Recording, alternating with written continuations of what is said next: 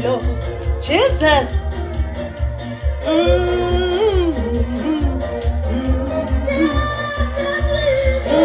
Mlilo kaJehova uzibonakalise.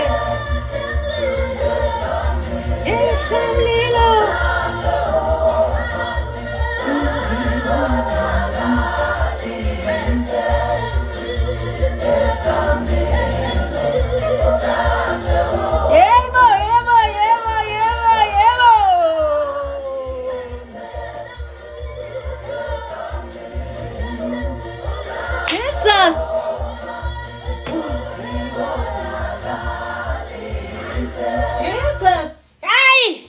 Nkosi yami engathi ndingavele niworship kube kanye.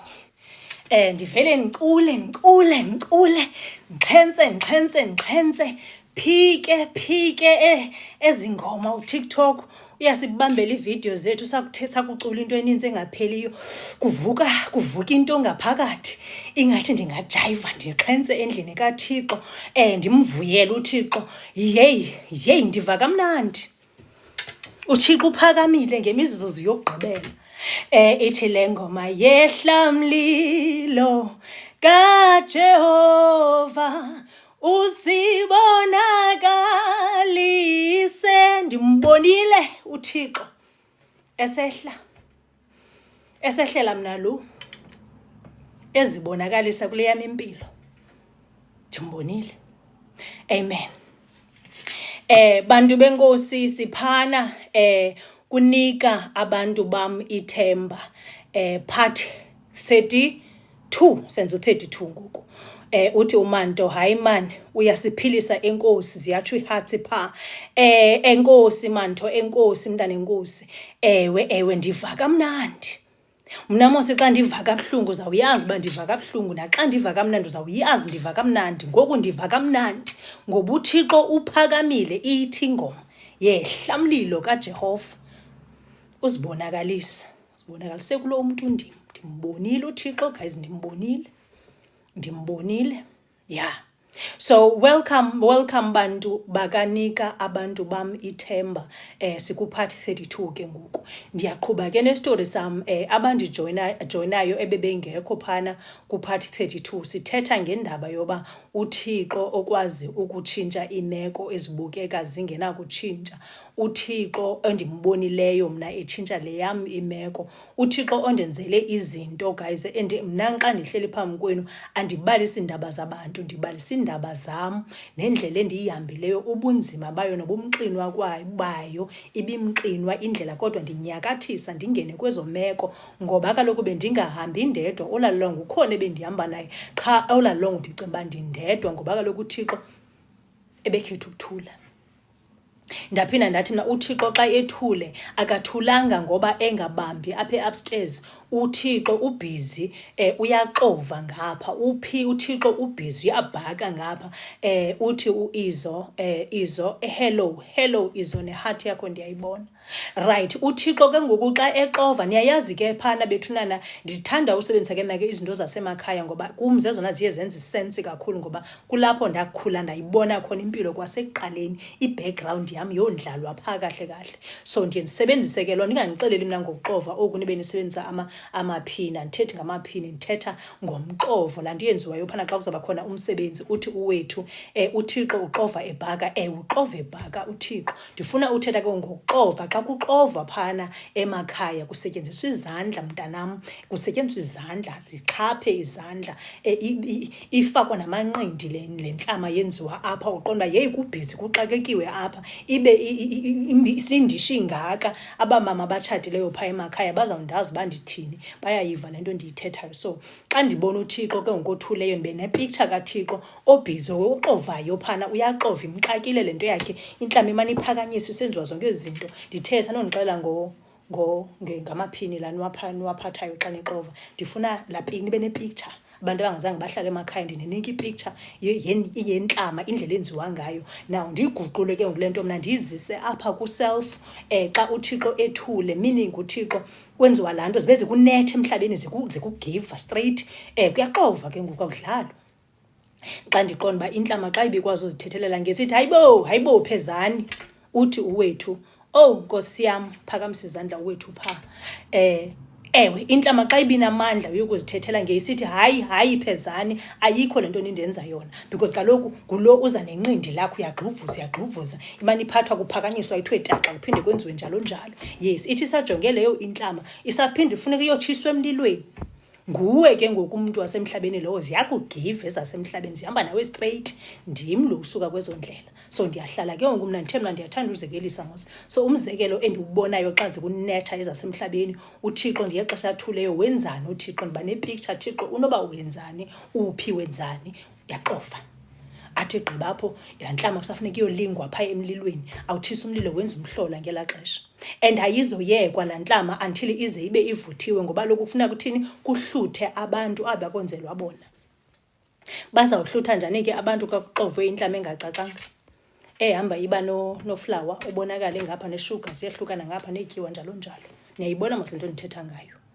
Ngoku ke ngoku xa kunethe ezokugqibela, ufakwe ke ngoku phaa emlilweni, zitsho emlilweni phaa zitsho. Ndinepicture yesasonka before sibe sezingqondweni sivuthwe. Inoba sithi ndiyatsha ndiyaphela, aninondikhupha kweli ziko, qha ke ngeshwa intlama izozithethela.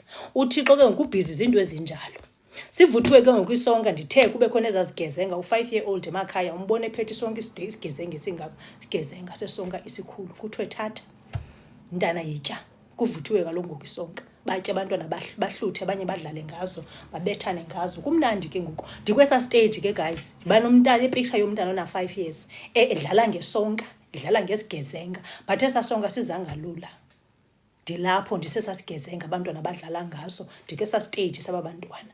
Okanye aba bantu badala ke bahleli phaa bazolileyo, batya esisonka, basi-enjoyayo, bengasazi uba esisonka ii-pains esingene kuzo ziyabuya.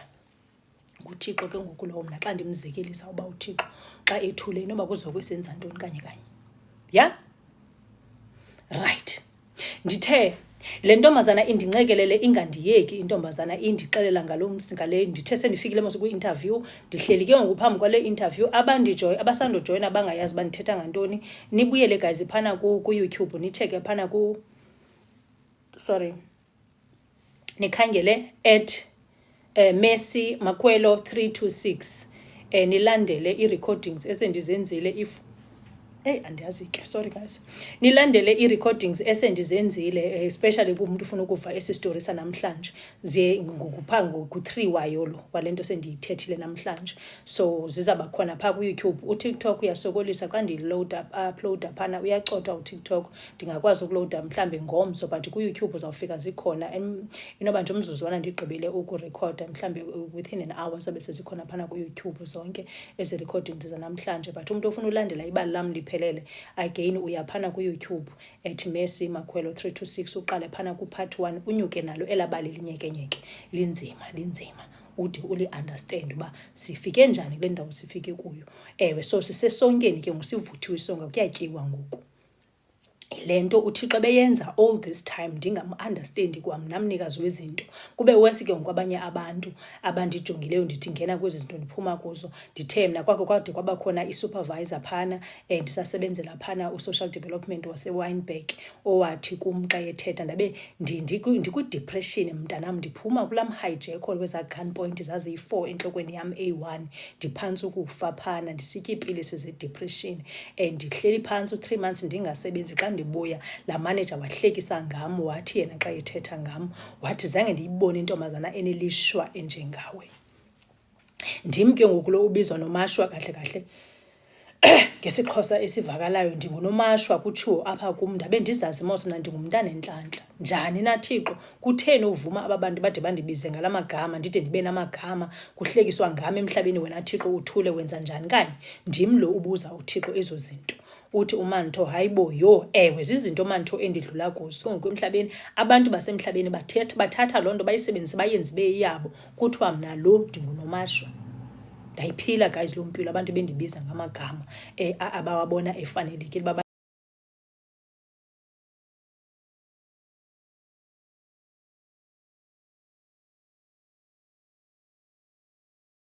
abandibize ngawo, ndikhalele uThixo mna athule athi cwaka uThixo. Xa kungela xesha it's either kuyaxova okanye kuyabhakwa, into zimbini.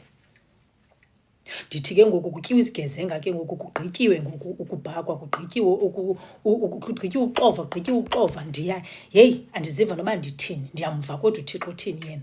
Kugqityiwe ukuxova, kugqityiwe ukubhakwa, itshile laa ntlama. Abantu baredi ngoku batya izigezenga zabo. Ndikuloo mpilo ngoku, ndilapha kanye ezigezengeni, kuyatyiwa ngoku.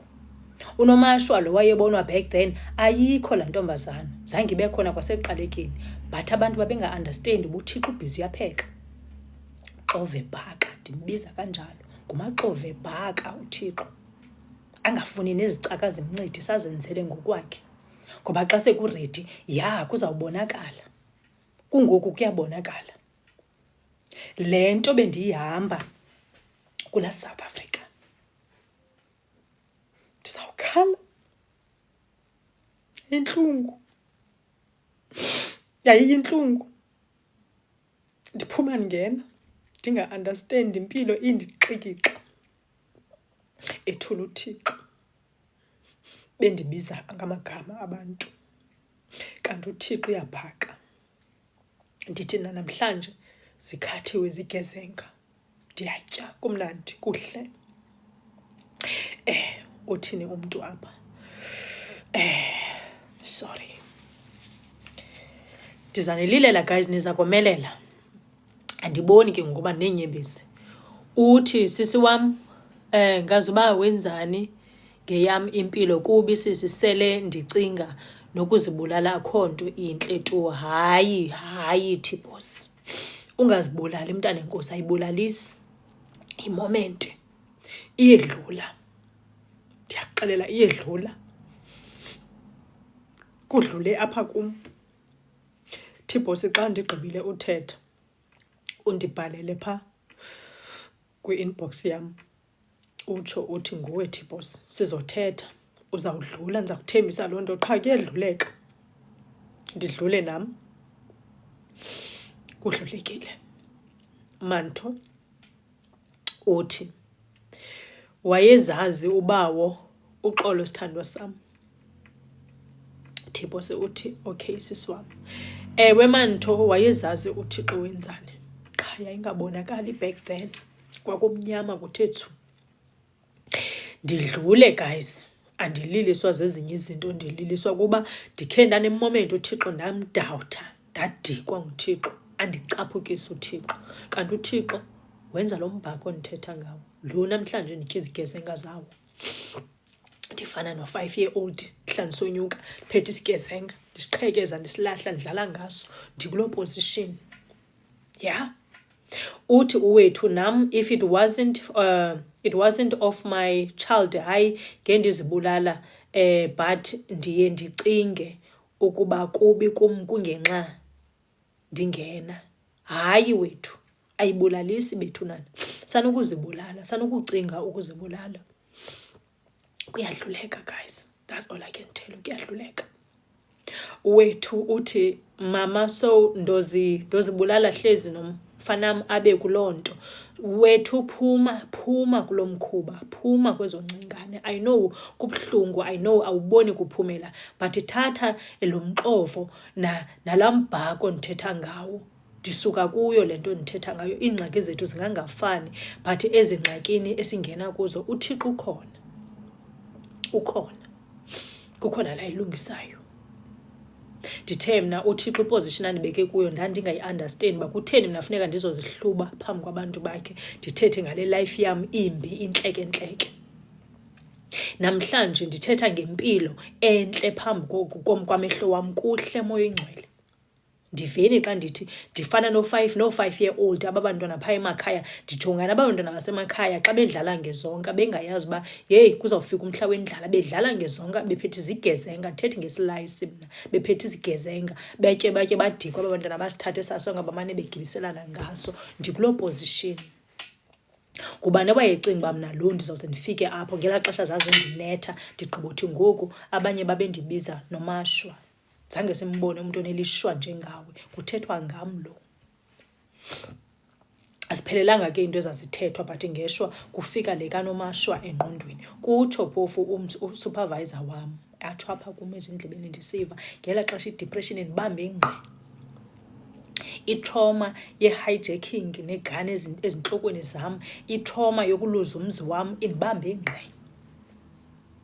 Umntu xa ndimjonga oyindoda ndisithi xa ndiya ngaserobhotsini andiqhubi imoto ngelaa xesha, ndiyayoyika imoto ndiqhutyelwa nguStephen uncame konke umntana abantu uqhubela mna ndihleli ndiyiphasenja apha ecan'kwakhe umntu ebethanda imoto ndakhe ndayizonda imoto ndayoyika imoto, ndiyoyike indoda ethi xa ipakile laa moto ngaserobhotsini kuzindoda ndiqonde yho uzongigqibezela lo. Ndisuka apho but ukuzibulala nakanye, ngoba bendiyazi into yoba ikhona imini ndihleke nam.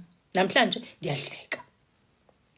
Phaa kutshaba ndifuna ukuthi kulo enkosi ngayo yonke le nto isiphithiphithi esasenzeka ebomini bam, namhlanje ndihlelela ukuthi enkosi, ngoba kaloku utshaba uba lalungekho ngendingazange ndisondele kuThixo. Uthi uManto, imagine umntu athethe loo nto. Ngamanye amaxesha kufuneka sikwazi unyamezela. Jonga ngoku uhappy. Ewe ndihappy ukufa, ndikwispace esirayithi ukufa. Ya, kuthi umntu kaThixo, Manto utsho apha kum. Uthi uwethu, please let's tap the screen bantase. Utsho uwethu ke guys, uthi tephani kutsho uwethu. So ndithi utshaba enkosi, ngoba ngeli xesha lendidudula lishoba lifuna ugqiba ngam, likhohlwe into yoba kaloku kugqibela uThixo ezintweni zonke. uThixo uthule ngoba kaloku wayexakekile sapheka. Mna ndinqamile ndifuna ukutya.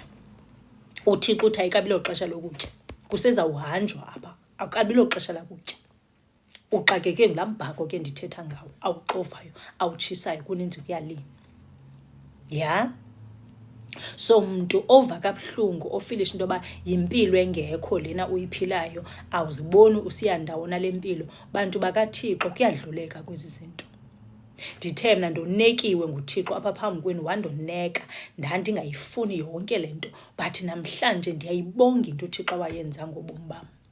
Ndiyalubonga notshaba olandingcungcuthekisa landiphushela kuThixo, because kaloku mna ngoku ndafuneka ndiphume ebantwini ndingami ngumntu, ndime nguThixo, because abantu bandibonisa ii-true colours zabo uba banjani na kanti abantu basemhlabeni. Ngoku andithi bonke banjalo abantu bakaThixo, nindive kakuhle. Aba bandingcungcuthekisa ndayazi into yoba uThixo awungqiyami ngumntu emhlabeni, ungqiyama nguThixo. Uze uthi ke ngoku ube nabo aba bantu bakho bazaba luncedo, bancedise phaa naphaa, kodwa ithemba lakho lilahlele kuThixo. Ndafunda loo nto kwisiphithiphithi sempilo endayiphilayo eSouth Africa. Ya, right. Ndithe ndathi xa ndithi Moya Ingcwele ndibuyela back kwi-interview ndinxibe ibheji yasemsebenzini. Abazondithatha serious aba bantu, as much as bandandingekho serious ke nyhani.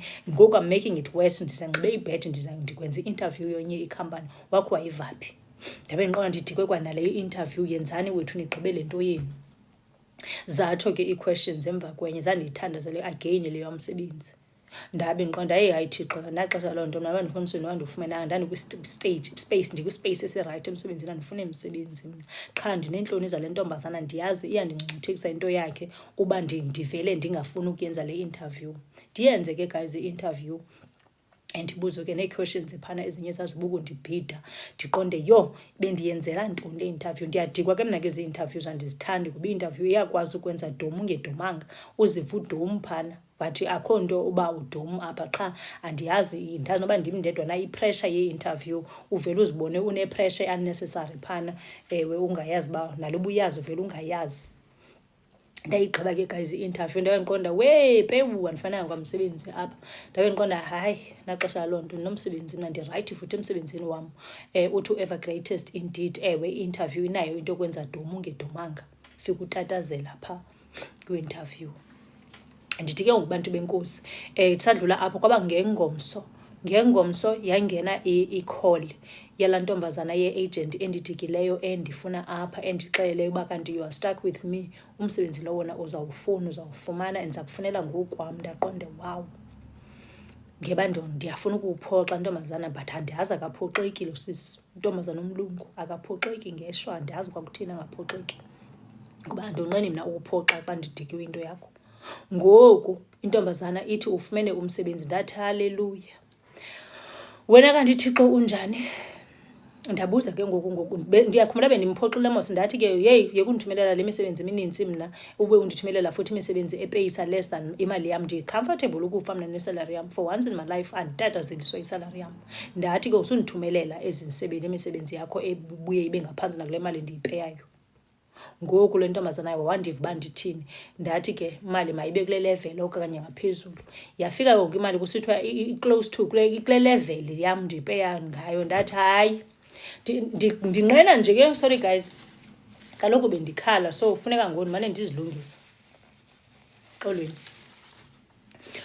Ngoku intombazana yathi kum, ndathi kuye intombazana ndizama ke ngoku kumbaleka futhi makaphume kum. Andizoshiya umsebenzi wam ndiyosebenza komnye umsebenzi ndiyoqala phantsi i-stress ndiyophangela into eyi-1 nale nto umsebenzi oyi-1 ozandipeyisa the same salary endiyipeyayo. Ndisokolisela ntoni ndibe ndirayithi emsebenzini ndingekho nto ingcungcuthisayo. Ndathi ke kule ntombazana hayi andizowuthatha lo msebenzi. Baxelele uba ndiwuthathe lo msebenzi because imali yabo iyafana nale ndiyipeyayo. And ke ngoku umsebenzi lo ndiwufumanayo uphaa koLondon, kwelaa cala laseLondon. Niyakhumbula mos uba ndikhe ndanibalisela uba ndithe mna ndandiba nepicture ndiqonda uba ndoze ndiye kulaa London. Ndandisemncinci ngoku ndifike nditshazile phaa ekhaya ndisemncinci. Ndithe ndandibona ne-aeroplane xa zidlula ndithi aeroplane nindiphathela iswiti. Niyalikhumbula ibali lethu phaa xa sibancinci sifike sikhwaza phaa. Ndiyogqiba kwam mna ndihlale phantsi ndibuze uba Thixo ngabatheni abakhwelayo phaa ndingakhweli mna. Thini le nto? Ndimdakana ke phaa ekhaya ngelaa xesha. Nanku Mantho uyahleka Mantho, hleka Mantho. Kaloku ndandiyinkwenkwe mna nditshilo ngozani nobukhwenkwe ukhula kwam. Kwakungekho lady apha, sorry guys. Ndandiyinkwenkwe so ndihlale phaa phantsi ndimdakanyana ndithi Thixo hayi kutheni abanye abantwana bekhwela phaa ndokhwela nini mna nditsho phaa kuThixo. Ngoku xa ndibuka phana eTV-ni ndibona izinto abantu baseLondon benxibe ezakhothi qhafu ndiqonda uba hayi bo nam ndiyafuna uba phaa eLondon ndiyonxiba ezakhothi. Ndiyayithanda impahla qha ke ngelaa xesha kwakukubi ndingafikeleli kwezo mpahla zabo. Ndiqonde ezakhothi nam ndiyafuna uzinxiba one day ndihambe phaa kwezaa ndawo zihanjwayo phaa zintle kulaa London. Ndiyafuna nam Thixo. Ngoku le ntombazana indifunela umsebenzi. So ndaphela ke ndithe mna xa ngexesha ndifuna umsebenzi e-UK ndandingazi uba khona into ekuthiwa ngooWales. Mna ndandiyazi uba i-UK ndandinepicture eLondon qha. Lack of knowledge, watsho Hosea. Lack of knowledge, ndandinelekhi ke. So yonke i-UK kum yayiyiLondon. Ngoku ndiyawufumana umsebenzi e-UK ndavele ndaziswa mos mna eWales. Ndaqonda yiWales ibitheni kanti lena bendifuna ukuya eLondon apho ndiyakhona. So andayifumana ke guys London. Kanti uThixo wayezondipheka ke ngoku mos apha kule Wales. iWales ke ayisithe ngekho nkulu incinanana iWales. iWales izithulele. iWales igcwele ke abantu abadala aba mna ke ngoku ndikholwayo ngabo nabo abakholwayo ndim. Nasenkonzweni nditshilo mos uba nditshilo nasenkonzweni mos uba ndingu-youngest. Ndiyazihlala lapha ndimncinci namaxhegwazana o-80 no-90 bazintanga zabe ziyasibhana ukufa. Nasemjayiveni elinye ibali badala abantu endihamba nabo. Ewe ndithe andayazi ke ngoku noba ile nto inento kwenza nokukhuliswa kwam nokuzaliswa kwam, indlela endazaliswa ngayo ngumakhulu wam nendlela endakhula ngayo ndiclose kumakhulu wam andiyazi. Ndikhe sageza ke nopartner wam the other day. Niyayazi ke ndithetha uphaa naphaa mna niyawube nilindile le into ndisezayithetha ndizawubuyela kuyo. Sikhe sageza nopartner wam the other day sisithi njengoba bendifika eSpain nje naphana ndifika kwamaxhegwazana wandithanda ayisuka. Ndasathetha sathi hayi sana inoba umakhulu wam uphila apha ngaphakathi kwam. Ngoku ufuna uphila impilo yakhe le wangazange iphile ngoba lokhu watshata emncinci. Uyalikhumbula ibali labantu bakudala watshata emncinci. Etshata emncinci nje akho kwampilo abayiphilayo ngaphandle kwalaa nto. Ndiyayazi impilo yabantu abadala basemakhaya kuphila apha endlini na ugada abantwana iphelele apho. So umakhulu xa ufuna uphila apha phakathi kwam ke azule nam. So mna ndiphila impilo yam ngapha ndibe ndiphila nakamakhulu. So siyahlekisa ngaloo nto ke guys. Andithi injalo qha siyahlekisa because when we look at indlela amaxhegwazana andithanda ngayo ayenzi sense tu mntakabawo. So the only sense ke esikwaze uphuma nayo kuyo yonke loo nto into yoba hayi umakhulu sana unoba uyacula uthi ndilileli ixesha lam ndiyalila ndilileli ixesha lam eke. So wakhetha ke ngoba makathini makahlala apha kum ke xa ndizula kwezi ndawo zam ndiyomitha la maxhegwazana abuye andithande ke ngolu hlobo. So litsho ke ibali engabi namsebenzi ke bantu benkosi. So ngoku nje umsebenzi ndiwufumanayo ke ngoku undisa kanye phaa koLondon ke ngoku. Ndizawusebenza phana ke ngoku ziminutes ukuyofika eLondon. uThixo ke ndithi wayezondiprepare kule Wales, ngoba uba ndandisuke ngela xesha nengqondwane encinci ndisuka phaa kula South Africa, mhlawumbi ndandizawufika ndiphaphazele phaa ndiphele ndingayenzanga le ndandiyibizelwe. So bendize kwi-training eWales ke ngoku. Before ndifumane kulo msebenzi bendihlala ndiyiva uba kukhona i-shift ekufuneka yenzeke. Mna xa kufuneka kutshintshe izinto ke uThixo uye andinike i-discomfort ethile. Ndirayithi mna emsebenzini but kukhona nje le nto indenza ndibe uncomfortable emsebenzini. As a result bendithanda ukuzisebenzela endlini ndingayi eofisini because bendinayo loo choice. Ixesha elinintsi bendivele ndihlele ndisebenze endlini, andiyazi bekune-discomfort. Ndirayithi emsebenzini, ndirayithi ngelaa xesha guys, bekungekho nto. So ngoku kanti le discomfort kuza le position ke ngoku indithatha ke le position indisakula London ndandiyifuna ndisemncinci. nguThixo ke lowo. Ngoku nje manje ndisithi ke mna ndikufumene lo msebenzi andizowuthatha futhi lo msebenzi ke ngoku nditest waters ke ngoku. Ndithe mna uThixo nika ipower uba mandithethe izinto zenzeke. Ndim lo uthi le salary no andikho happy ngayo. Andizosuka apha mna ndisukele isalary efanayo. Yeyi mabafake imali ababantu kutsho mna ke ngoku. Baya ndifuna ndithi bafuna mna ndithi mabafake imali. Hayi ke wabuyela back u-agent wabuyela back wabaxelela uba ndithe mna ndifuna imali engaphezulu kwale bandinika yona. Ndabe ndiqonda uba andikhathali futhi noba bayarejecta xesha loo nto andizowuthatha lo msebenzi wabo kakade. As much as uba yona into ebendiyifuna ngaphaa ngamandla kukuwelela kwela cala loLondon because ndifilishe into yoba ndiredi u-2 years we-training ndikule Wales. Hayi undanele, ndiphelele ndirayithi ngoku, ndiredi ukuyodila phana ne-big city leya. Ndiredi ngoku, ndiyaziva nam ndiredi, ndigcwele, ndiphelele. Akho nto izanditatazelisa kulaa London, ndiphelele ngoku uyodila ne-big fish. Right, ndamxela intombazana abuya bheka. Intombazana isithi hayi bayavuma, bathi bazayonyusa imali yakho. Ndathi hayi ke amen. Xa iphumile shift ithi ke ngoku mandihambe, kufika ixesha uba mandihambe. Yehla mlilo kaJehova, yehla mlilo uzibonakalise, yehla mlilo, yehla mlilo uzibonakalise. Jesus, yehla mlilo, yehla mlilo uzibonakalise. Hey, siyabona wethu, siyabona oqothulayo uzibonakalise. Jesus kuthi wethu baba, yehla mlilo uzibonakalise. Jesus, aybo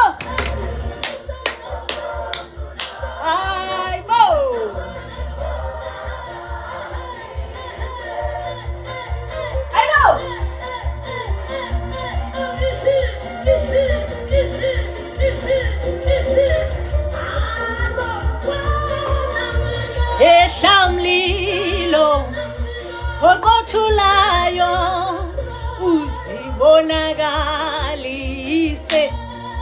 Jesus, yes, Jesus. Nangu ntando esithi yes, nango wethu ethi I love you torho, I love you too. Nangu user esithi yes man, yes. Waphakama uThixo wama ngenyawo. Hey, uthenga umlomo lo wami nangu mantho. Uyaxhenza apha neheart kunjalo kuyale. Ya. Phakeme ke ngoku uThixo. Yehla mlilo oqothulayo uzibonakalise. Ndithetha ngalamntana kwakungacacanga uba kwenzeka ntoni ngobomi bakhe. Ntombazana babembiza uNomashwa, bembiza ngamagama onke emhlabeni. Waphakama uThixo. Ndithethe ngezwi ndathi hey, ngizothatha lo msebenzi mina. Fakani imali. Nifuna mna, faka imali uzobona. Faka imali. Ndathi haleluya, moya ingcwele umhle. Ezi zinto zinkulu ndandizibona, kuyabonakala uba sasiyaphi. Ya, ndiyaphelelwa na ibhetri. Kuye kuba kuningi. Imani ndifake i-charger. Ndiyaphelelwa. ndiyaphelelwa.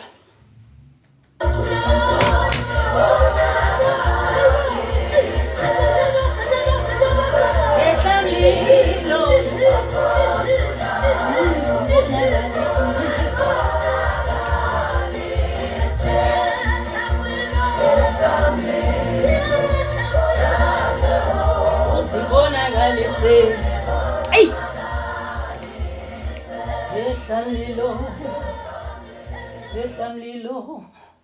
Ya, xolweni bantu benkosi, xolweni yaphela ibhetri yam.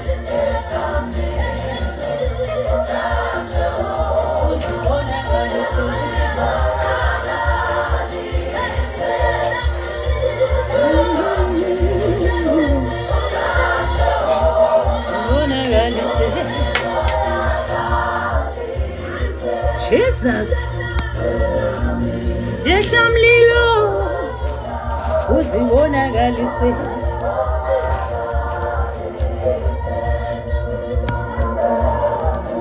Yehla mlilo uzibonakalise. Hayi ke ayifuna ukuhlala le phone yami apha.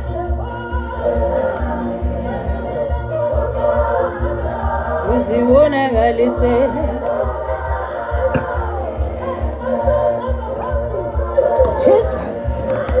Jesus, uzibonakalise.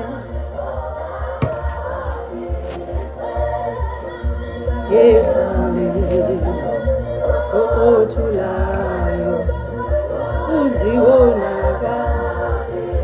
Jesus,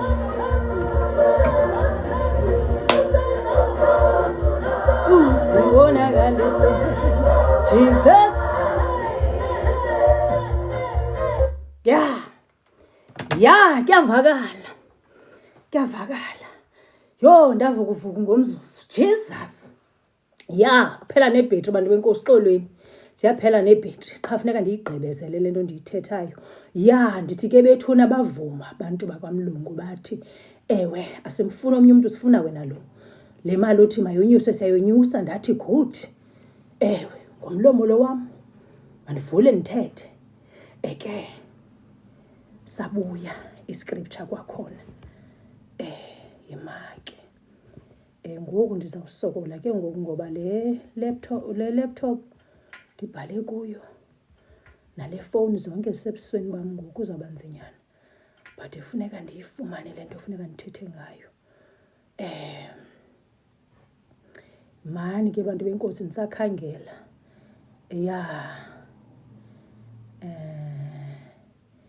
Ndifuna ke ngoku ukugqibezela elibali.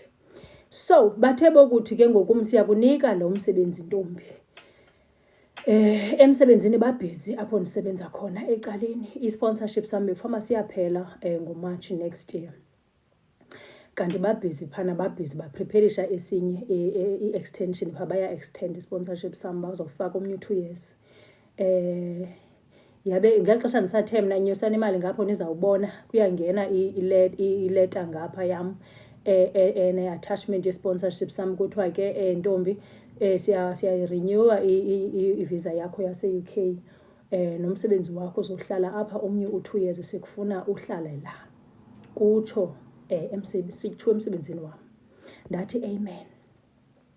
Ngoku kubuya le mpendulo ethi siyavuma siyakunika le mali engaphezulu kwale uyifunayo. Ndathi ayike undixakene nento ndithetha ngezigezenga ezibe ndinixelela ngazo izigezenga zabantwana bedlala ngazo phana emakhaya kube kuxovwe nzima. Ewe kuxovwe nzima kwabhakwa nzima abantwana badlale ngezigezenga kulanjwa. Ndabe ke ngumna andisalambi ndimlungu njengalamntana xa ndizizekelisa ndifana nabantwana babedlala ngezonka pha ngoba kaloku inhlutha itsho left and right.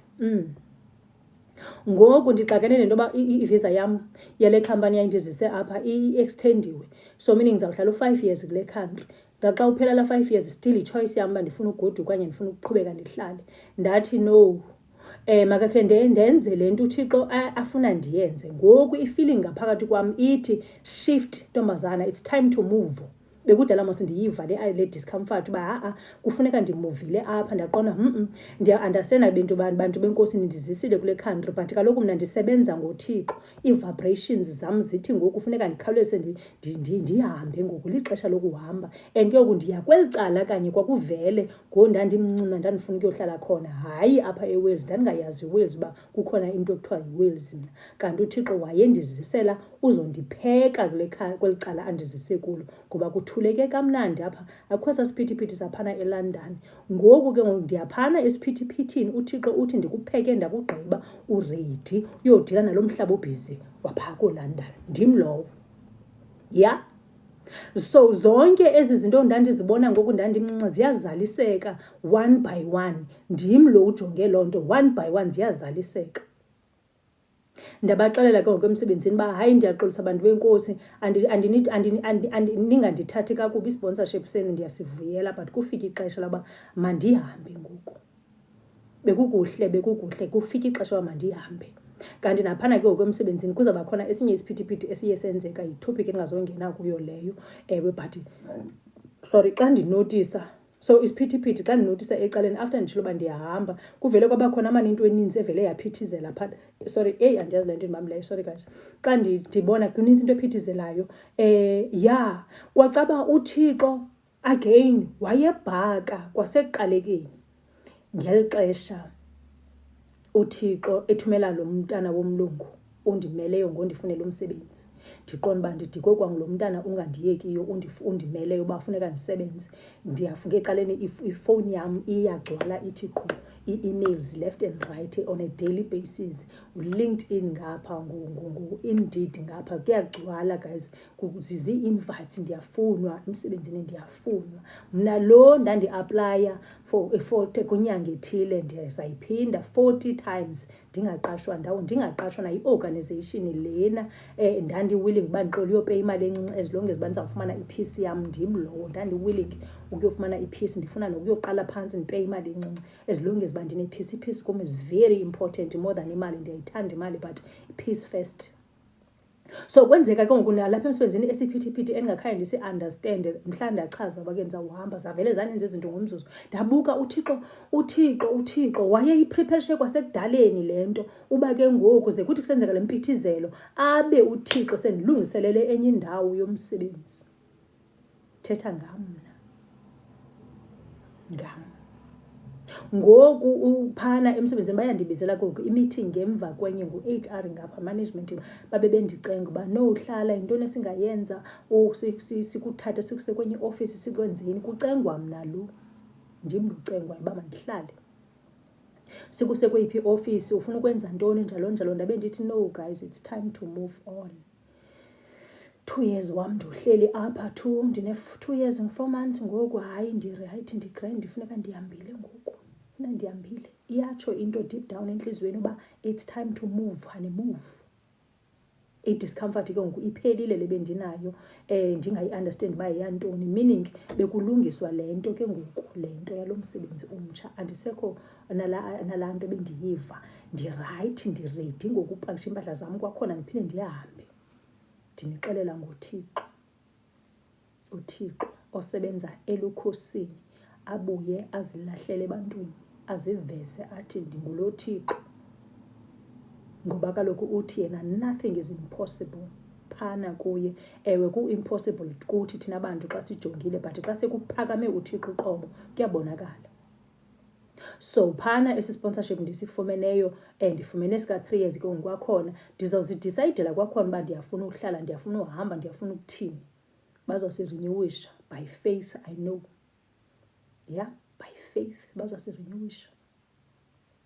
Nditshilo phana emsebenzini apho ndisebenza khona, ndathi yebethuna ndiyekeni ndihambe ndiyozama, ndiyotrya izinto ezintsha out there. Xa ndihluleka phana ndiyabuya, ndim ndotsho phaa kubo bahleka baphela. Ndathi xa ndihluleka ndiyabuya, kaloku andixabenanga nani mna, khandixabane xa ndimka apha, so ndizawubuya xa ndifile into yoba azipophi kwelaa cala. So ndinaloo option because emsebenzini wam bendiwenza umsebenzi wam ndiwenzisisisa. Xa ndithi kuni ndiyazilahlela mna xa ndiyenza into, andiyonqeni uvuka apha phantsi mna ndingalali ndivuke ngoo-3 ngoo-4 ndisenza laa msebenzi wam. Andizopeya extra money, andibhatalwa i-overtime ngokusebenza ezo extra hours. I do it out of my good heart because ndiyakuthanda ukusebenza ngee-families, ndiyathanda ukubona ii-changes ezimpilweni zabantu. That's me. Ndiyenza yonke le nto out of my good heart. So yingako bendicenga bengafuni ndihambe because umsebenzi wam ubuncomeka. Ngoku mna ndihleli kwii-cases eziyi-3 in history. I-social worker ene-case load eziyi-3 ayinqabanga yikho. I-social workers ziyantsintsinza, uba zikhona i-social workers apha ziyantsintsinza i-social workers ne-high case load, intloko zibe shushu ziqhume qho, abantu bonwabile nje. I-social workers ziyantsintsinza, kunzima. Mna ndihleli ne-3 cases only, ndiphole apha kule yokucinga. I am taking my time ngoku ukugqibezela umsebenzi wam. Andizonikwa case ndawo because ndiyagqibelisa kule nyanga kaJulayi ukusebenzela le khampani yandisusa le eSouth Africa ndiyozama kwenye indawo. Ngoba kufika uThixo wathi it's time to move. Ndiyamuva ke bafethu, ndiyotshona kulaa London ndandiyibona ngondandimncinci, ndiyovala mpilo yelaa cala laseLondon uba yile nto ndandiyibona ngondandimncinci, yintoni le nto iphilwa phaa eLondon. Ndim lowo ndiredi ke ngoku uyodila nayo. Ndimxela ngoThixo. Ndiyafuna ke uthetha ngezi-scriptures ze-faith, bantu abalahle ukholo eliphelileyo. Ndifuna ukunivuselela ngokholo. Ndibhalile apha faith, uRomans chapter 10 verse 17. Uthi, so faith comes from hearing, and hearing through the word of Christ. So this verse emphasizes that faith comes from hearing and understanding God's message. So mna ndiyamamela ke guys uThixo uthini. Le nto ndithe ke phumani ekumameleni abantu into eninzi, mamelani uThixo uthini. Faith iyamncedisa ke umntu.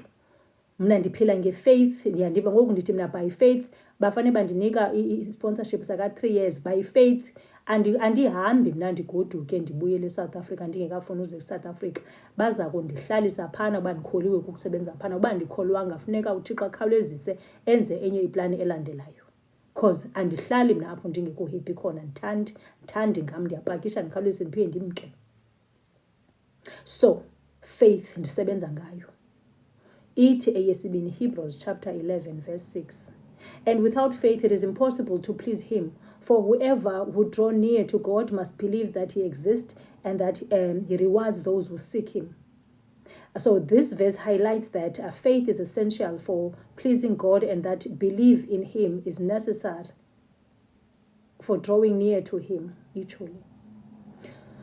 So kubalulekile bantu bakulo Yesu ukuba nizisondeze kuThixo. Sondelani ngakumbi kuThixo, sanombalekela uThixo. uThixo uyakwazi umnceda umuntu ayitshintshe imeko yomuntu. Ndimbona apha kum ngoba ndithe mna ndazikhupha ekukholelweni ebantwini ndithi nca ngabo, ngoba abantu bakaThixo wakholelwa ngabo uze ungabi nayo enye into yokukholelwa. Bayokuwisa uthi bhu uthi sa apha phantsi, uwiswa ngumntu wasemhlabeni obumthembile kungoku.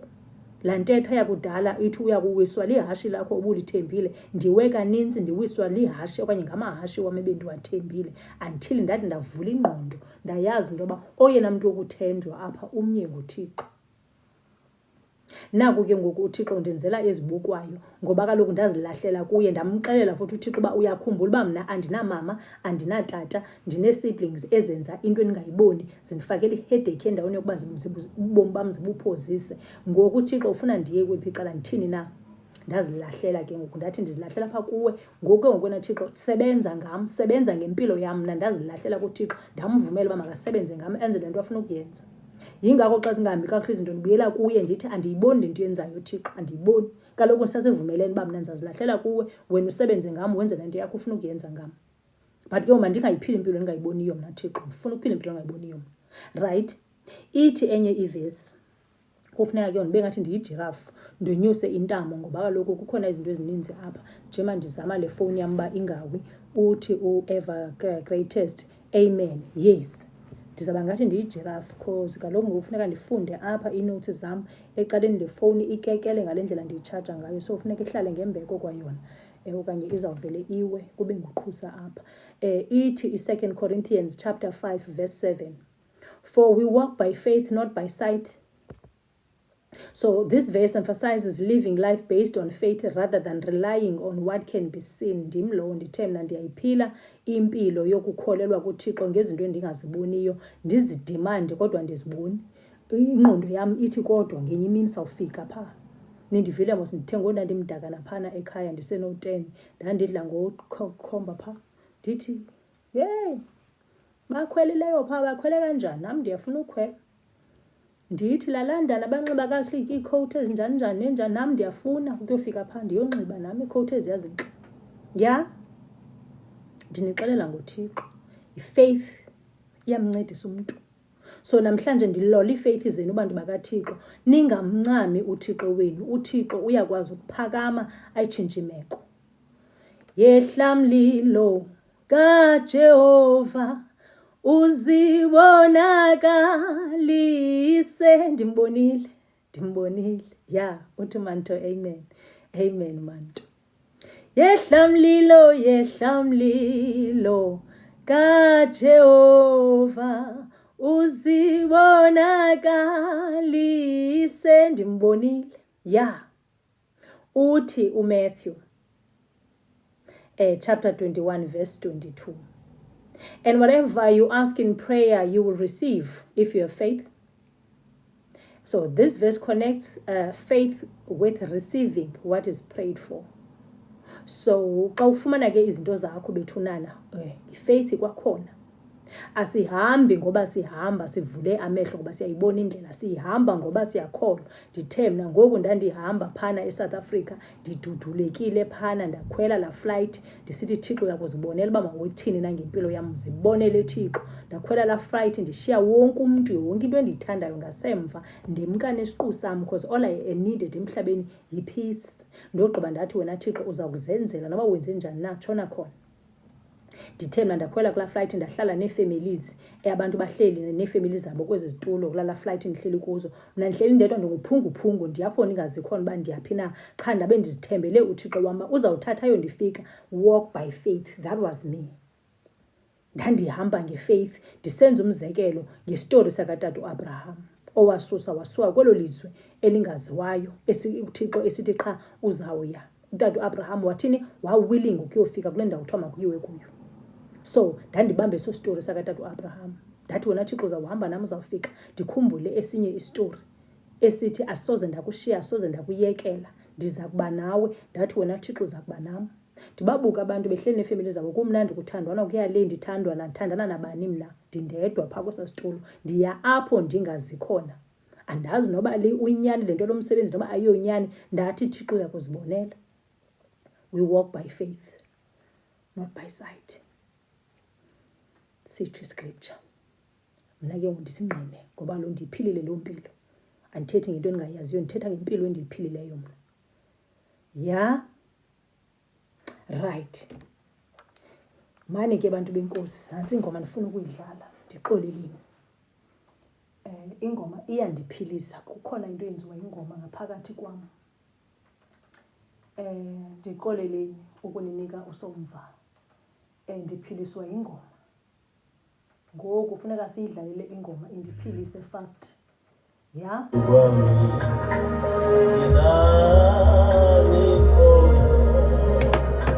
Imisebenzi yomusa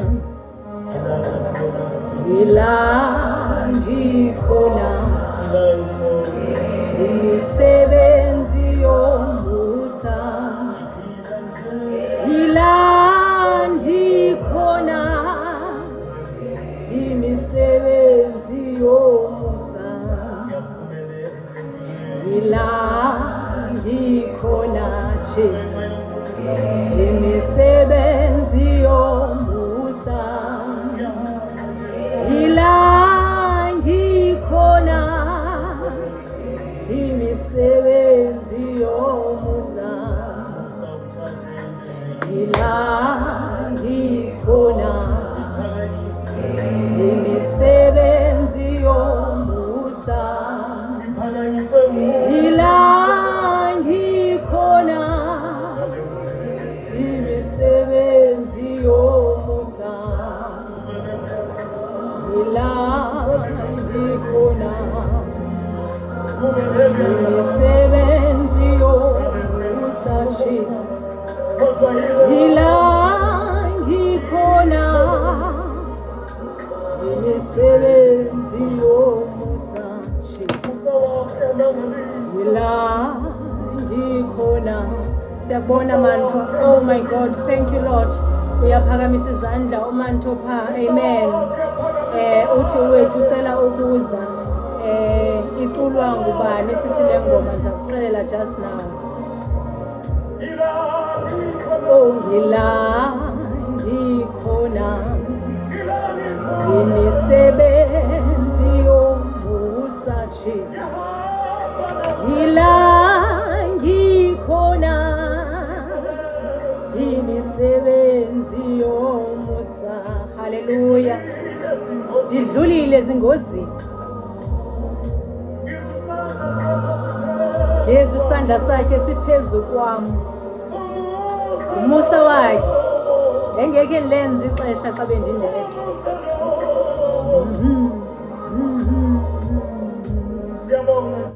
Jesus. Bengenawulenza ixesha xa bendindedwa. Kuyacaca ukhona ebehamba nami. Ukhona ohamba nami even today. Ndidlulile ezingozini itsho le ngoma. Uthi wethu I have faith that I'm going to a season lapho enzocula soon le ngoma. Amen. Wethu kuyayeka uzawufika. Ingoma wethu iculwa ngumxolisi Mbethe.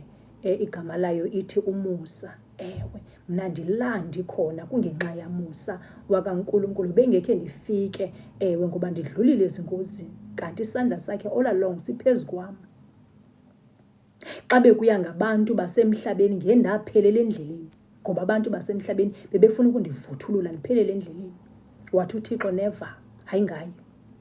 So ndilapha phambi kwenu ke namhlanje ndiwubonile umsebenzi kaThixo, ndiyibonile lento uThixo ebeyenza kule mpilo yami ebisisiphithiphithi. Yenza isense xa kunamhlanje. Yenza isense. Nditshilo mna ndathi ndibulela nditsho iintaba zam, ndibulela bonke abandiphilise impilo endingayiboniyo ngobomi bam. Ewe ngoba kaloku bona it's either babesetyenziswa nguSathana, uThixo wathi hayi ngaye.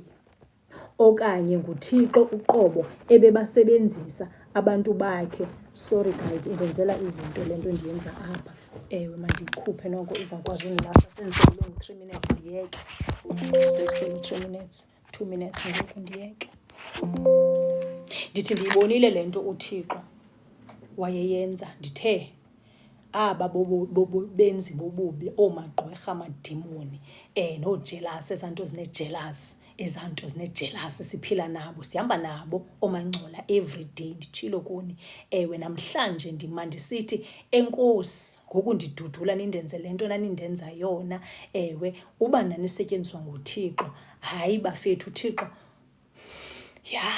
nabuyela kuye nani nithethe noThixo wenu. But ndibonga wami uThixo okugqibele yena because ugqibele ngokuThixo. Indawo endikuyo mna kugqibela uThixo.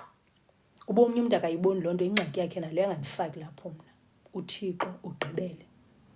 Ndiyafuna ke magqwirha amadimoni bantu banejealous niphinde nindizame. Nditshilo u2025 ngowami wonke ndiza kuphila ndiwuphilisise. Nditshilo kuni xa bendithetha nani andidlali ndithetha inyani ndikuKristu. NdinguTimothy andixoki ndithetha inyani ndikuKristu. Ndiza kuphila lo nyaka uphelele futhi ngale ndlela yenza isense ngakhona kum ngoba ukhona endihamba naye undiprovele futhi uba nina lobu bufokofoko benu nibenzayo bohleli nje nifuna ukuphilisa abantu bakaThixo isifirifiri. Andizosiphila isifirifiri mna and umuntu osebomini bam ozawufuna undiphilisa isifirifiri ndiza kukhawulezisa ndikukhuphe empilweni yam ndikuvuthulule uphume because uThixo undinika impilo. And ke ngoku andizongayiphili impilo endinikwe nguThixo. Ndiza kuphila isifirifiri ngenxa yabantu basemhlabeni. No more. Ndiyasayina kwakhona phambi kwenu no more. Bendithi ndizawufika kwistory sam sokuya eTurkey. Ndifike kwistory sam sokuya kuphela ndawo bendisuka kuyo nje eSpain. Ukusalayo uThixo lamazwe ndandiwabona ngoku ndandina 10 years ndibethi kubulam ndihamba ndiyofika ku kenzeka. Ndiyahamba ke ngokubethile u-2 liphelile ixesha. Sizawubuya next week siqale phana kanye kumabali wala mazwe ndiwahambileyo to prove le nto uThixo wayeyenza ngoku ndandina 10 years inga-understand wamntu nam ndingayi-understand. Ngoku ndiya-understand. Sorry, bendithe ndizawuthetha nangoThabisa, uThabisa owandenzela ipleni ukuze umgidi umntanam ube uyakwazi ukwenzeka kulaa nto ndayenzayo mna ndayidla yonke imali yam. Ewe, ndizawubuya ndinibalisele next week ndigqibile. Enkosi kubantu bonke abandijoyinileyo. uThixo bantu benkosi uyaphila. uThixo hlalani kuye, mncikeleleni uThixo sanukumncama. Enkosi, bye bye.